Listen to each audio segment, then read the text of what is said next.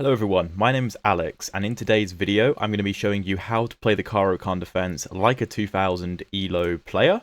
We're of course going to play d5, and this is actually episode 21, so I need to change that, of this series where I play rapid games on chess.com, going from 1000 to 2000 ELO, and during the games I'm going to be explaining my thought process as best as I possibly can for your education and entertainment. Check out the previous episodes linked below. And my opponent goes for the advanced variation. So you can play the bishop to f5 line here. Personally, I don't like it. I'm also not that familiar with it. I prefer the immediate c5.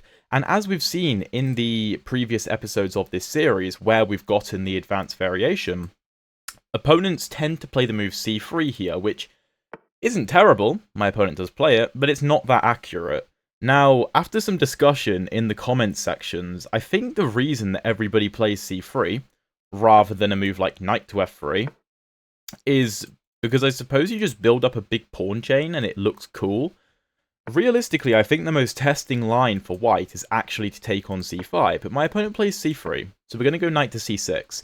And here we're hoping that my opponent plays the move knight to f3, which is not a good move. Fair play to my opponent, he plays bishop to b5, which is a stronger move. We're going to take on d4.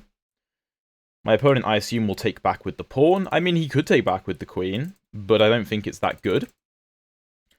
I want to say one of my commenters might have actually pointed out that queen a5 is a move in lots of these lines. So maybe I'm getting this a bit mixed up. But this is still certainly a very, very good variation. And the point is, I really want to put my bishop on g4 after knight to f3 is played, pinning the knight to the queen and stopping the knight from fighting for the center. But if my opponent plays bishop to b5 instead, I kind of have to make a choice now. Do I put my bishop on f5? Do I play the move e6 and block my bishop in? Or do I try and do something else? Because I can't play e6. Well, okay, if I play e6, I can get my knight out and I can get my bishop out, right? Normally the knight goes via e7 to f5 or sometimes g6. And normally after e6, after the knight gets out, the bishop goes to e7. But if I play the move e6, my bishop, of course, can't get out. So I kind of want my opponent to play knight to f3 first, so that I can play bishop to g4. But if I put the bishop on f5, then my opponent can play knight f3. And I think the best move in that position is actually bishop g4, just wasting a tempo to pin the knight, even if it means moving your bishop twice. So I think that I am quite tempted to play queen to b6, just to put pressure on this bishop and put pressure on the center. Now, if queen b6 and my opponent takes, that's fantastic for us. More likely is probably the move knight to c3, counter-attacking and defending. And in that position, we may have to play e6. So I'm actually going to play bishop to f5, because if the knight comes to c3, I need to be able to play the move e6, really.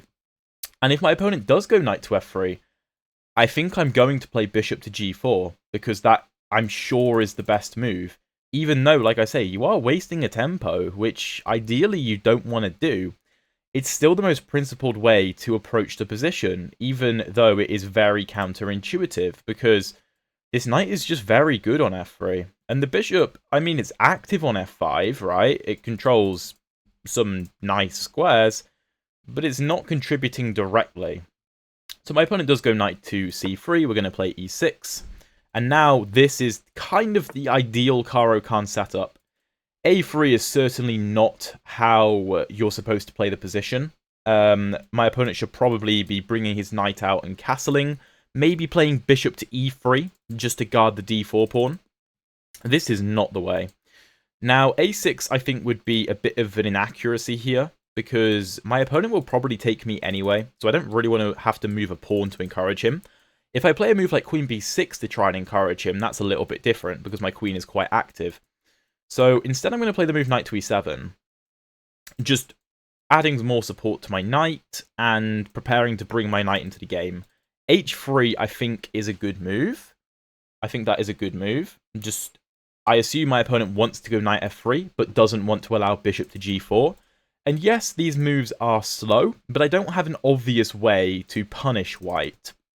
Now, One of the issues with the bishop not being able to go to the g4 square is, what do I do with my bishop and my knight? Because if I put my knight on g6, for example, then g4 could be a bit of an issue. So I'm going to play the very thematic move of h5. The idea is that I'm giving my bishop a hidey hole on h7. I'm also disallowing the move g4 if my opponent ever wants to play it. And I'm freeing up space for potentially bishop to g6 and knight to f5, which would apply good pressure to d4. My opponent goes bishop g5, and one of the downsides of h5 is, of course, I can't play h6 to kick the bishop out. But I don't really mind, because I'm going to put the queen on b6, which of course unpins the knight, also applies pressure to the center, applies pressure to the bishop, and because this bishop has moved to g5, it no longer defends the b2 square. And while we're not directly attacking it just yet, after a move like a6, maybe, we will be attacking b2. And b2 is an issue, because there will be lots of attacks going on if our queen gets to b2. Taking on b2 is sometimes a poisoned pawn, but in this situation, it is not. Real quick, if you're enjoying the video so far, finding this useful, then I'd really appreciate it if you could drop a like and subscribe if you haven't already. Really helps to motivate me keep making these daily videos for you guys. Let's get back to the game.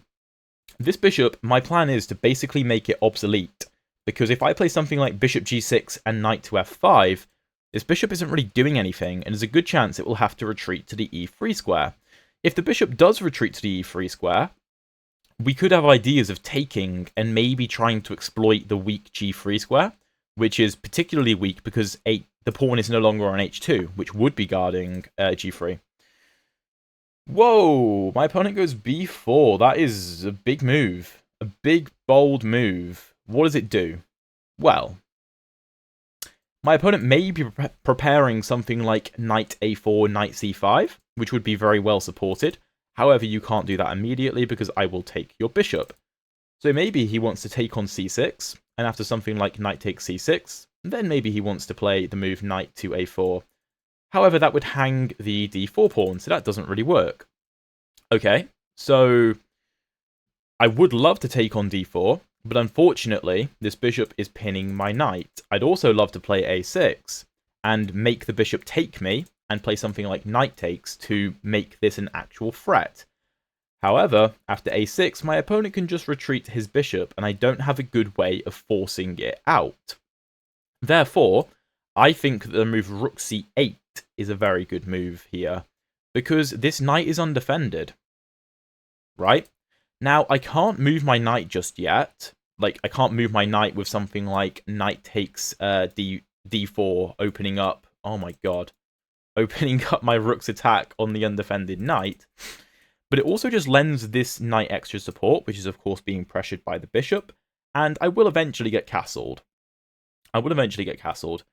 You could argue that something like g6? No, I don't think that's a good move.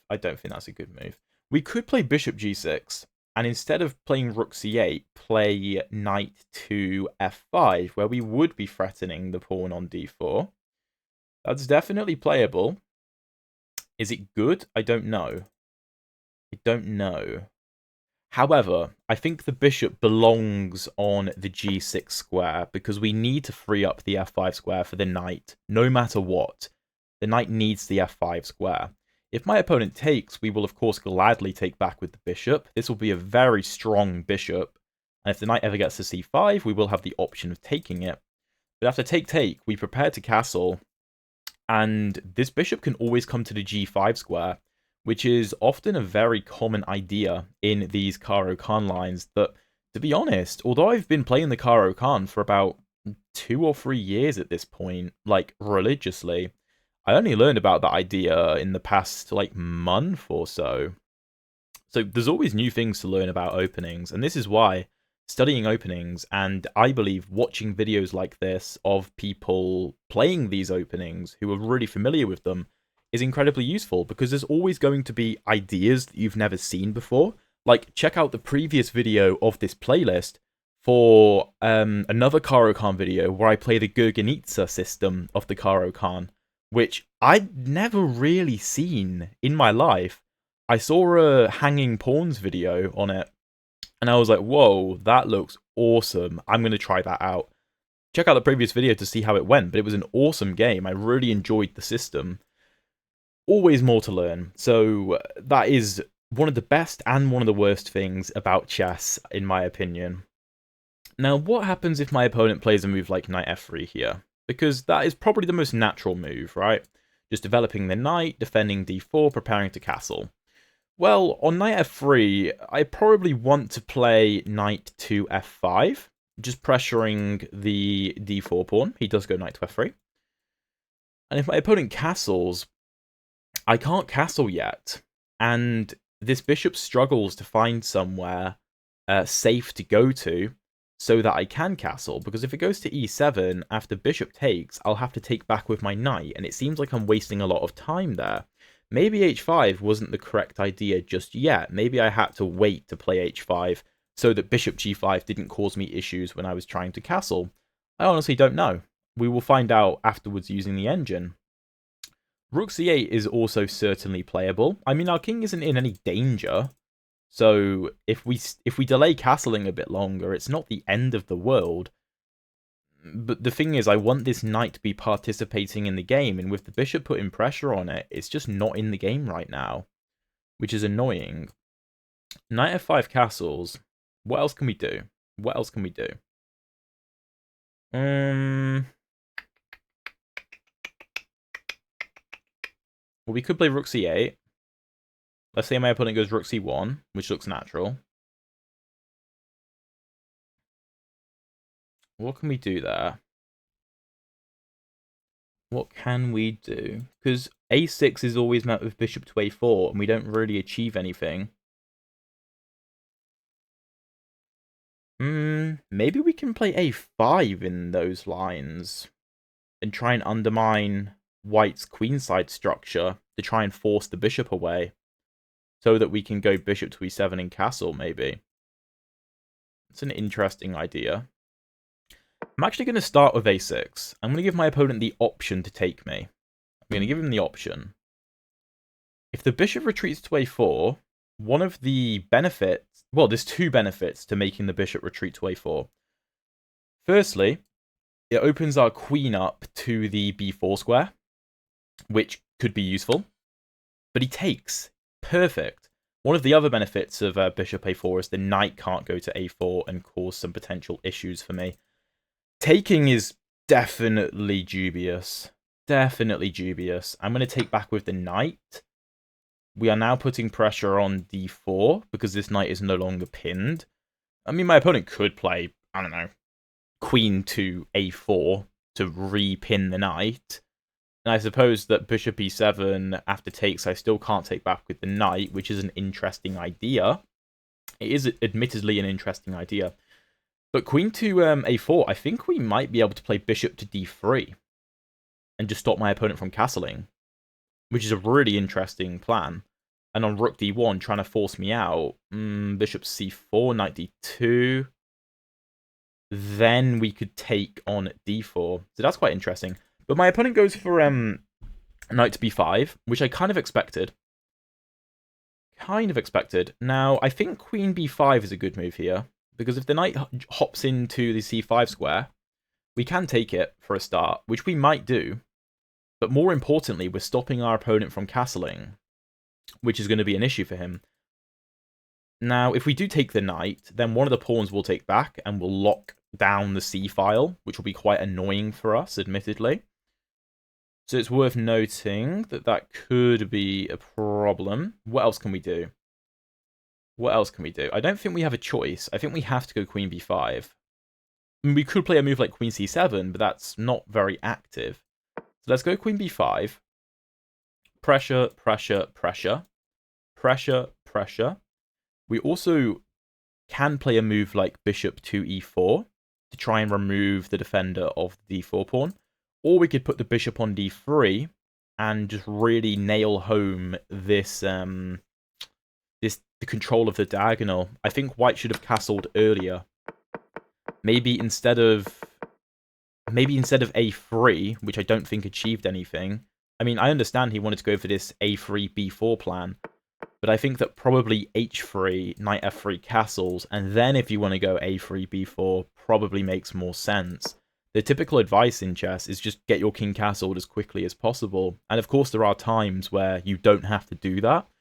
I had a conversation in my Discord server, which is linked below, by the way, yesterday with one of my subscribers who was he was basically talking about like play styles, right? And I think he was rated like 1400 or something, which coincidentally is the kind of rating range we're at now. And I was saying to him that when you're getting better at chess, and especially moving from like 1200 to 1800, like within that kind of range, don't be trying to reinvent the wheel. Don't be trying to do something in chess that nobody else has ever done. Just learn the rules, learn the patterns, and stick to them for the most part, right? And then don't go for unnecessary sacrifices or that kind of thing, unless you can calculate out that, oh yeah, this just wins completely. If you're not too sure, either like maybe don't play it, I think, and then in the engine analysis afterwards, you can see, if you analyze every one of the games that you play, or most of the games that you play, then you'll be able to see where the engine thinks that you should have gone for these interesting tactics, and where you should be breaking the traditional rules, right? But you need to learn the rules first. I hope this makes sense. You'll start to learn when you need to break those rules, and then as you get higher and higher rated, then you kind of are allowed to break those rules more often, because you start to understand the criteria that is required to break those rules. So maybe if there's like a bishop sacrifice on the king side, for example, I was kind of talking about this in my video that I released yesterday. No, sorry, the day before, so 2 videos ago. It was a Vienna, and there's a typical bishop sacrifice on g6, which I basically just understood the typical criteria that need to be met to justify such a sacrifice. And I only know that because I've played it so much and I understand the rules that I can then learn when to break them. I hope that makes sense. I hope that wasn't too convoluted. Back to the game, my opponent plays rook c1. Which makes sense, right? You support the c5 square, you put pressure on my knight. How are we going to combat this? How are we going to combat this? Let me think.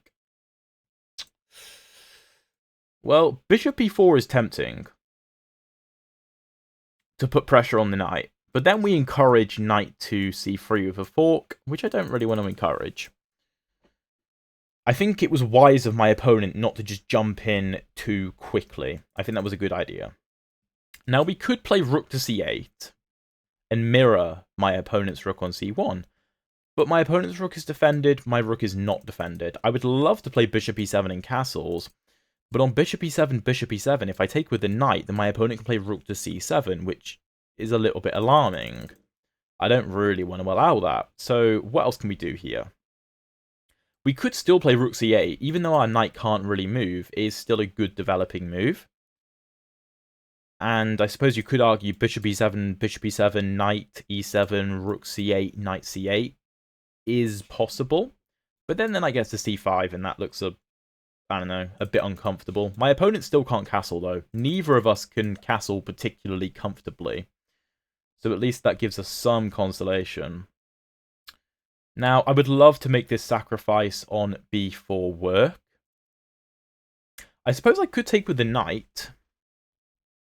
If knight b4, a b4, bishop b4, the issue is that white has a lot of pieces that are able to block on d2. And whilst the king can't go to f1 or e2 because of this, no, not that, this, and the fact bishop d3 exists in some lines, if here, I think just bishop d2. And I would love to deflect this queen away from the defense of the knight, but I don't think it's happening anytime soon. My opponent could just play knight c3 as well. Which, yeah, I don't think that works. So a5 is actually very tempting. a5 is really tempting. Trying to cut apart this queenside structure. Use my rook, my queen, my knight, and my bishop Also the fact that rook b1 can never be played because of my bishop on this long diagonal. Although I said earlier in the game that I prefer the bishop on g4, the bishop on this diagonal from f5, g6 onwards is very useful because it stops moves like rook b1, which make things like queen b2, which I mentioned earlier, more powerful as well. I think a5 is the only move that really makes sense, to be honest. I don't think anything else makes sense. So let's play it. Perhaps my opponent's idea is that after knight c5, bishop c5, he doesn't have to take with a pawn, and he can instead take with the rook. Maybe that's why he played the move rook to c1, which is a valid reason. But I think a5 causes some issues, especially because the rook no longer defends the a3 square, and we have two pieces x-raying the a3 square once some of these get out of the way. We have a lot of pressure. A lot of pressure. Knight c3 may be played by my opponent, attacking my queen. And if knight to c3, queen b6, not only can my opponent return to a4, but he could also castle.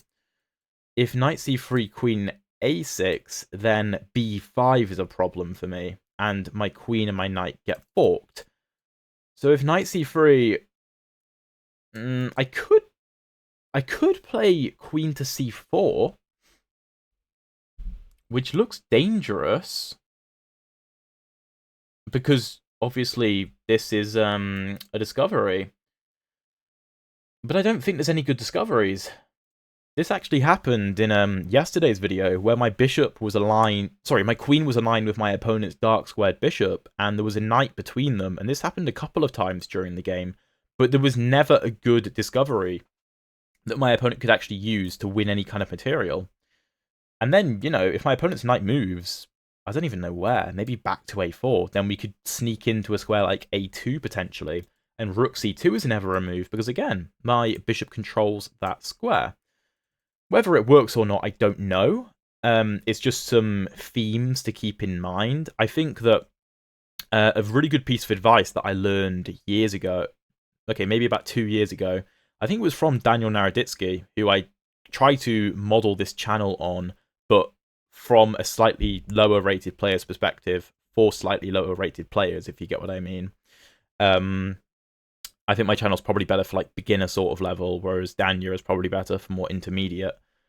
He said that like when it's your opponent's move, unless there's obvious calculation to be had, maybe don't calculate, but instead just think of some of the themes of the position and some of the potential ideas in the position. Queen c4, I don't know. I don't know. A move like knight e2 would hang this, actually, so that's fine. It feels a bit flimsy. Queen e2? Well, then we just take and take. If queen b6, knight goes back... Well, if queen b6, my opponent could play the move b5, which is actually a bit annoying. That is actually quite annoying. If queen c4, my opponent could still play b5, though. Which is annoying. Yeah, knight c3 is a good move. Queen b6, b5. a3 is hanging, but we can't really take it yet. Well, my opponent could castle, though. But then we take on b4. So queen b6, b5. What do we do with the knight? What do we do? There's no good square. I mean, if we go to a7, a4, right, the bishop doesn't hit the a3 pawn. The b5 pawn is well defended. We do have bishop to b4 in that line, but it doesn't feel very convincing after castles. So if queen c4, there's no good discoveries, right? The knight can't do anything particularly useful. If queen c4, knight d2, we just take on d4 and we're laughing. We're absolutely laughing. If queen c4, queen e2, then we just trade and take. We're winning. If queen c4, b5, which looks like the best option, then what do we do? That's a bit more tricky. Maybe then we go knight a7. Because if a4, bishop b4, we pin the knight, we're threatening to win the knight. we're also threatening take and take, and then b5 will fall. I think this is the best move. As counterintuitive as it looks, to be lining my queen up with the rook like this, I'm sure this is the correct idea. Now, of course, we will check with the engine after the game to see whether it agrees with me or not. But sometimes you've got to be a bit brave in chess. Play some brave moves. Of course, if you're going to play brave moves, you need to calculate. You have to calculate, and you need to try to understand the position as best as you possibly can. But queen c4 looks really good to me.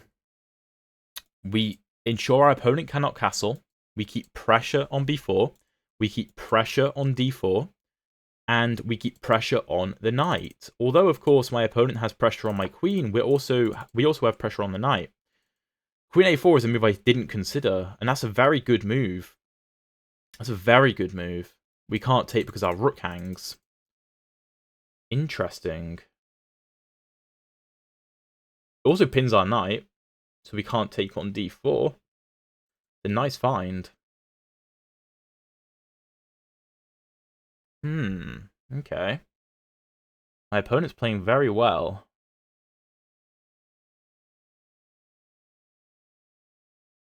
Let me think a second. Let me think. b5 isn't as playable because we can take the queen. Although I suppose that's still fine for white. What else can we do? Yeah, we can't move this knight, which is really annoying. I don't think we have b5 ideas because the rook is defended by the bishop. Maybe we have to go bishop to e7. Maybe we have to. Maybe we have to go rook c8 to defend. Here.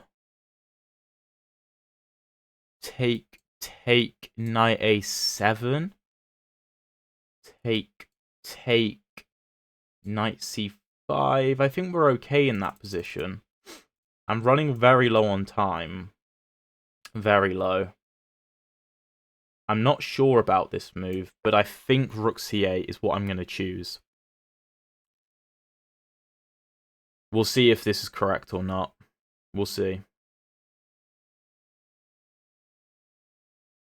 If the knight moves to like e2 to try and open up this attack, we can also consider the move b5 to counterattack my opponent's queen. And if take, I think we're okay there because the rook is hanging and b4 is hanging. If knight e2, b5, queen c2 or something, that also looks fine. That also looks fine.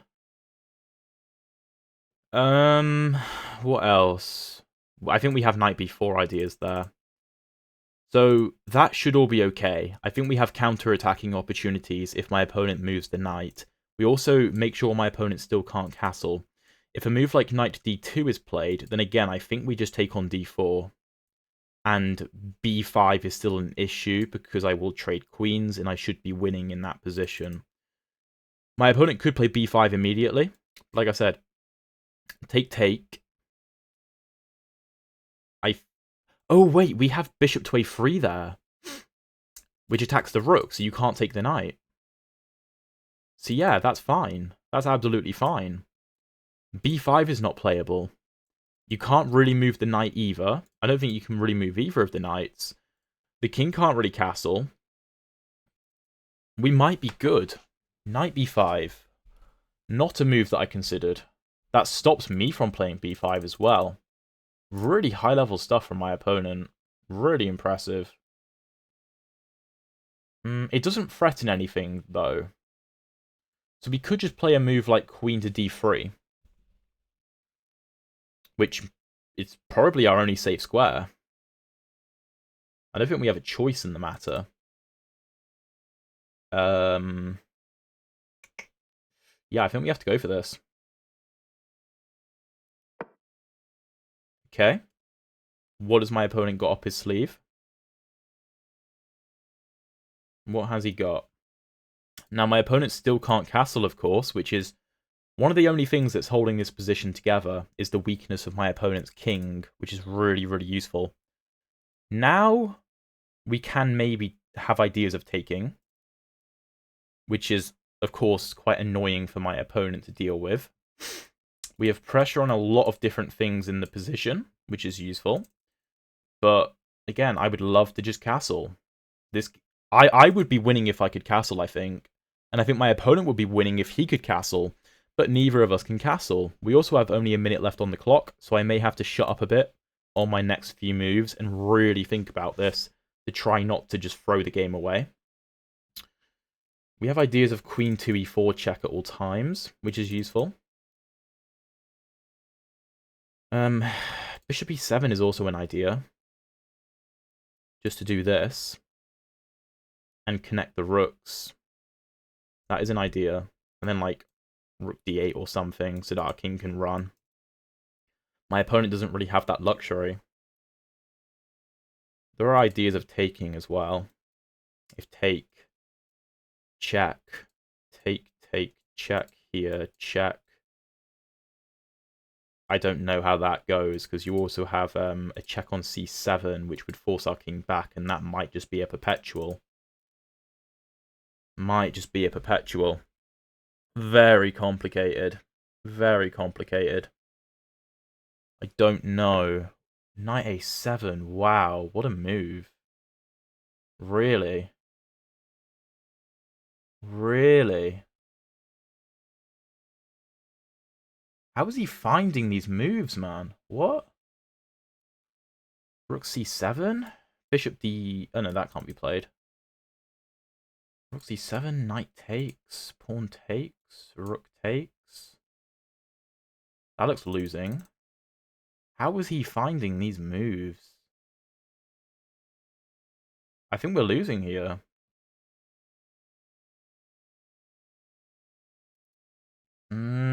What can we do? b5? We might have to play b5. I think we do. To give ourselves any chance. If the queen takes, then we secure a queen trade, which I don't really want to do. But then we can take on b4.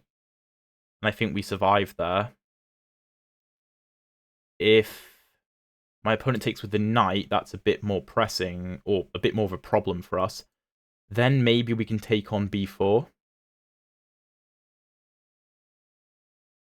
Maybe? I don't know. I don't know. This is horrific. This is horrific. I mean, our knight is so weak, but I don't think I had a choice there. Rook takes, takes, takes. King d7, I think we live. I think we live in that position. How is he finding these moves, man? This is really, really impressive. I didn't know 1400s could play like this. Yeah, fair play. I think one of the good things going for us, though, is if the queen retreats, then all the squares it can retreat to, we can trade queens and then take the knight. There's also no checks in this position, which is very good for us. Yeah, you have to go back. I don't know if this is the correct move, but I'm going to play it because I don't see anything else. I just don't see anything else in the position. Everything looks losing, so I'm just going to take and hope. I'm going to hope that my opponent messes up somehow.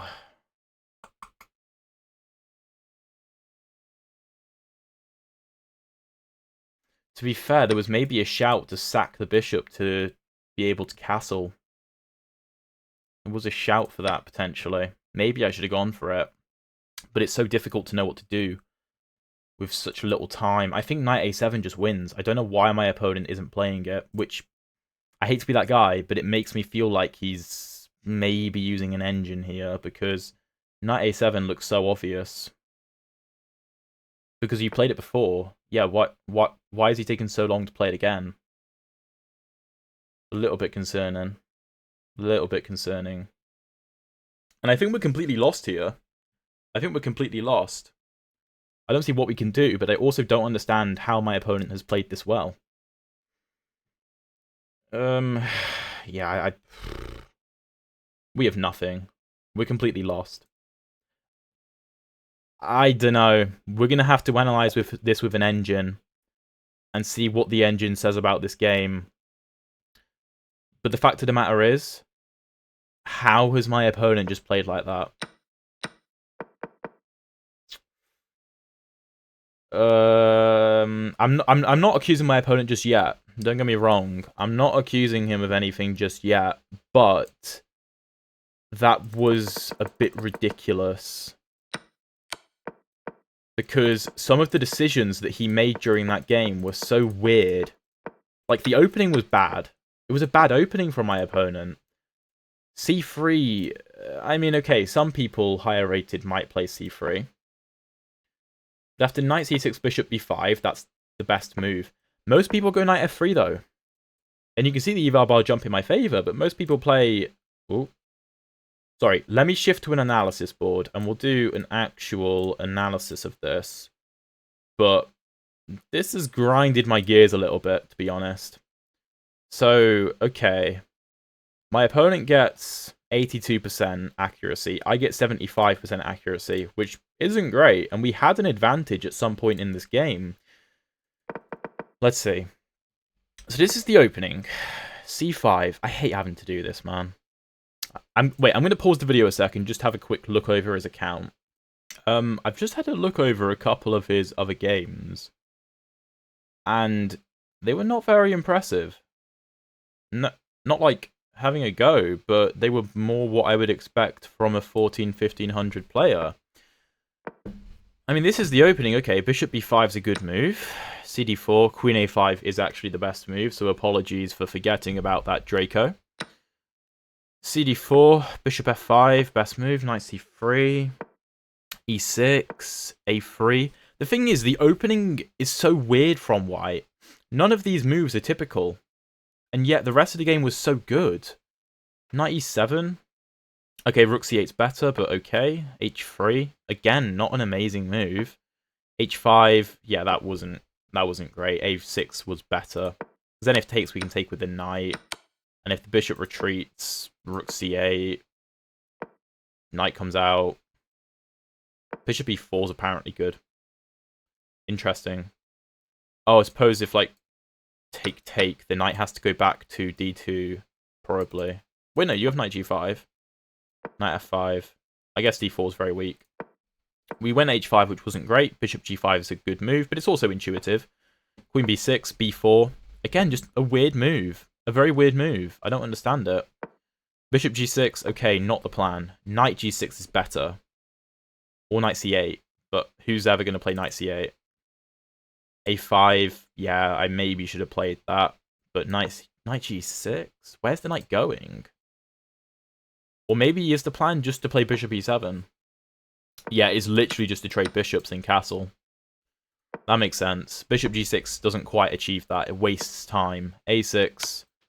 And taking is just a weird move. Like, why would you ever take? Why would you ever take that? Also, my opponent wasn't really taking much time thus far in the game.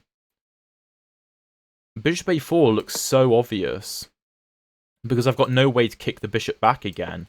And my position looks a bit uncomfortable here.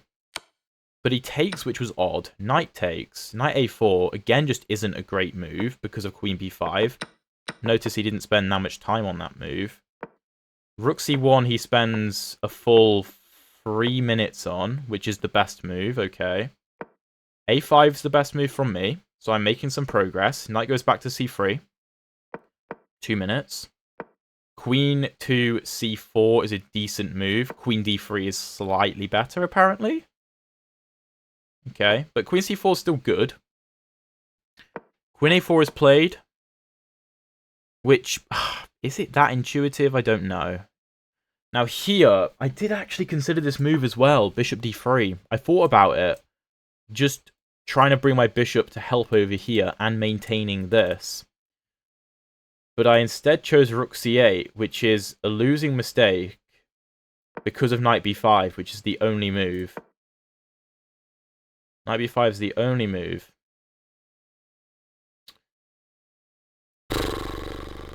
I mean, it is findable. Don't get me wrong, it is findable. Queen d3. Now, this idea of bishop b4 does actually exist, but it's not great because of knight d6 check. So rook c8, knight b5, queen d3, knight a7 is played after a minute and a half, which is findable, don't get me wrong, but I don't know, it just feels a bit weird. This game felt a bit weird. I don't know how to describe it. Knight a7. I mean, it's a great move. We go b5, which I thought was very smart. And then, I'm sorry, but knight takes is the most obvious move in the world. I don't know why that took over a minute. You know? Because what else can you do? If you take with the queen, maybe he was calculating something like this, but this is obviously just good for me. This is obviously just good.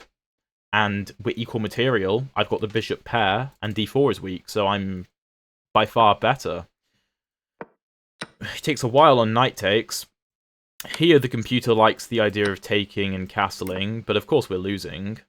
I take on b4 with the pawn, and okay, I don't know. Maybe I'm wrong. Maybe he wasn't cheating. I don't know what to think. I feel really bad accusing him of it, but like it feels so odd. The computer gives knight c7 check, and after rook c7, bishop c6 is completely winning. My opponent chooses knight a7. To me, though, this just felt ridiculously obvious. Now, apparently I have the move queen takes a3, but I'm still completely losing, right? Just something like this, and the game is surely over. Knight b6, king c7, knight a4. Like, I'm down a rook, for crying out loud. I don't know what to think about this. I really don't, because our opening was so good, and my opponent's was so bad, and he spent such little time on it. And then he just starts finding some incredibly good moves. Like, bishop c6 just makes no sense. Knight a4 doesn't make a whole lot of sense. And then he just starts playing perfectly. Literally perfectly. Yeah, I'm sorry, but... No. Because... Before move 15... No, sorry, before move 14, right? Move 14 and before... My opponent makes several moves that are bad. c3 is... It's okay, but it's not great, right? Knight c3 is weird. So, two questionable moves. h3 is a questionable move. I'd say a3 is a questionable move. That's 4. b4 is a questionable move. Bishop takes c6 is very questionable. Knight a4 is questionable. That's like 6 or 7 strange moves in 14 moves, right? So half of his moves are like, yeah, I don't know about that. And then, perfection. Rook c1 perfect. Knight c3 perfect. Queen a4 perfect. Knight b5 perfect. Knight a7 perfect. Knight b5 perfect. Knight a7 is technically not the best move, but it's still completely winning. And here, I've effectively resigned, but I kind of just ran out of time because I couldn't find any way to continue. I'm also going to show you a couple of his other games, because, of course, this could just be a one-off. Sure. Or maybe, I don't know. I mean, it could be, but, you know, look at this game. I'm again, not trying to have a go at my opponent, but what kind of player plays h6? Sorry, this is the wrong layout. What kind of player plays h6 here? This is just bad. Let me switch it to analysis mode real quick. And flip the board. Knight f3, h6, okay. e3, a6, okay. Knight c6, what? That's such a bad move. And you may think, oh, what's wrong with knight c6? Bruv, that's not how you play these structures. I know that because I'm a good player. You can't put the knight on c6 here, really. Like, that's not how you're supposed to play it. Knight h5, I mean, okay, that's decent. Take, cool. g5 is an odd move. Knight h2. Bishop f5, a3, okay. e6 makes sense. Bishop g6. Not really understanding the point, but alright. It's just so strange because these games, like, knight e7, like, what? Why wouldn't you just develop the bishop? Or castle? Those are the most obvious moves in the entire world. And yet, 10 seconds, no, less than 10 seconds, because he gains 2 seconds, so 8 seconds of time are spent on knight e7. The time usage is completely different. The time usage is completely different. Watch the time. I'm going to scroll through this game, just watch the clock. Watch the clock. He spends no time. He spends no time. He spends no time. He spends no time. He continues to spend no time. No time. No time. No time. No time spent. And he wins. He spent no time. Let's look at this game. Let me change it to analysis mode real quick. Here he did spend a bit more time, alright? So maybe that's an anomaly. Let's see. e4. That's the wrong way round. Let's see. a6 again, this very strange way of playing, alright. d6, fair enough. h5 makes sense. Yes, okay. h4, yeah, completely reasonable. Knight c6, these are good moves. He spent a good bit of time in the opening here, but of course it's not that simple a position, so that's fine. Queen f6, knight f6. Here, he finds the best move with knight g4. Again, just his time usage is a bit different. He's playing very quickly. Very quickly. f6. Yeah, that's alright, I suppose. King d8, which is kind of the only move. c3, knight e7 makes sense to challenge the knight. Knight g6 doesn't make any sense, though. And how long does he spend on this move? About 20 seconds. How long did he spend on the moves against me, in comparison? He spent... Let's see. When he starts to play the great moves, right? So, at this point... No, not this point. This point is when he starts to make all the good moves. Before that, they're pretty poor. How long does he spend on rook c1? About 2.5 minutes. Then he spends another 2 minutes. Then he spends... Okay, about 30 seconds. 1.5 minutes. 1.5 minutes. Over a minute on the most obvious move in the world. And then another minute on knight a7, which is obviously completely winning. It doesn't make sense. It doesn't make sense. But let's see what happens in the rest of this game. He goes knight g6, which is just a bad move. Why would you give away the pawn on g2? That's the whole... Sorry, the pawn on h3. That's the whole reason you're winning. Then rook h6, which, like, why wouldn't you just play knight f4? Which is obviously the best move. Or maybe think about it. No, let's spend 10 seconds instead. He didn't do that against me. Knight f8? Why? Why would you put the knight on f8? e7 or f5? Sorry, or f4 make way more sense to me. But no, let's spend, what, two minutes on that? Alright. He spends 2 minutes against me and then plays like a grandmaster, and he spends 2 minutes here and plays a shocker of a move. Again, another 2 minutes for another bad move. I mean, obviously this is a very bad move because you're forcefully losing the knight, but his opponent, who is actually a 1400 rated player, doesn't see that, because to me that's obvious, but to this level rating, that is not obvious. I mean, white's still completely winning, and white does end up converting this game, although here black has a chance with bishop to h3, apparently. Instead, this is chosen. Yeah, no, okay, that's fine. I don't see an issue with that. And then he just hangs a rook. He spends a minute and hangs a rook. The knight is pinned. I am sure my opponent cheated that game.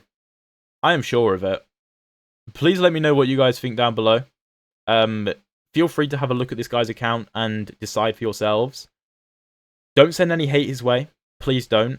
Because what does that achieve? Nothing. I may be wrong. I may be wrong.